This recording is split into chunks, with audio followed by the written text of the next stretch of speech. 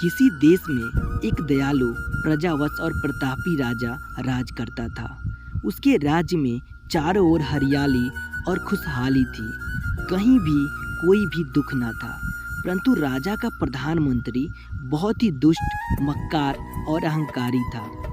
एक दिन राजा के दरबार में एक साधु आया और राजा से बोला, राजन, मैं आपको ज्ञान की एक बात बताऊंगा, लेकिन बदले में 10,000 स्वर्ण मुद्राएं लूंगा। साधु की बात सुनकर सारे दरबारी हंसने लगे और राजा से बोले, महाराज, यह साधु आपको ठगने की कोशिश कर रहा है, इसकी बातों में मत आइएगा। परंतु राजा बड़े जिज्ञासु और ज्ञान के प्रेमी थे। उन्होंने उस साधु को 10,000 स्वर्ण मुद्राएं दे दी और बोले, महात्मा, अब आप मुझे वह ज्ञान की बात बताइए। साधु ने कहा, राजन, मेरी ये बात गाढ़ बात लीजिए कि बिना परिणाम सोचे कोई भी कार्य नहीं करना चाहिए। राजा को यह बात बहुत अच्छी लगी। उसने इस वाक्य को अपने शयन कक्ष की दीवार पर लिखवा दिया। धीरे धीरे काफी दिन बीतते गए। एक बार राजा बीमार पड़ गया।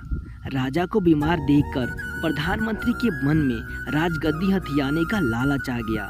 उसने राजवैद्य को बुलवाया और बोला, तुम अगर राजा को विष देकर मार दो तो मैं तुम्हें 1,00,000 स्वर्ण मुद्राएं दूंगा और राजा बनने पर तुम्हें प्रधानमंत्री का पद भी।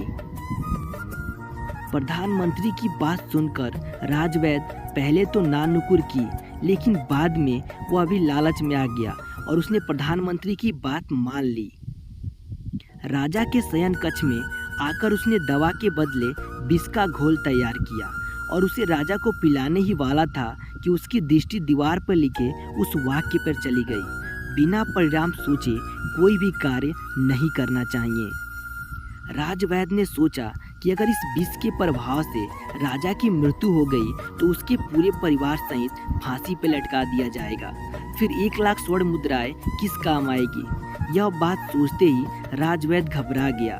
राजवैद्य के चेहरे पे घबराहट देखकर राजा के मन में कुछ संदेह हुआ।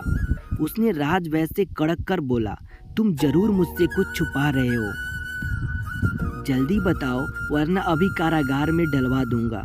राजा की कड़क आवाज़ सुनकर राजवैद्य डर गया और उसने सारी बात बता दी। राजा ने राजवैद्य को तो माफ़ कर दिया, लेकिन प्रधानमंत्री को उसी क्षण फांसी पे लटकवा दिया। दोस्तों, इस कहानी से हमें यही सीख मिलती है कि कभी भी किसी भी काम को करने से पहले हमें अच्छी तरह सोच समझ लेना चाहिए, अन्यथा बाद में हमें पछताना पड़ सकता है या हो सकता है कि पछताने का मौका ही ना मिले।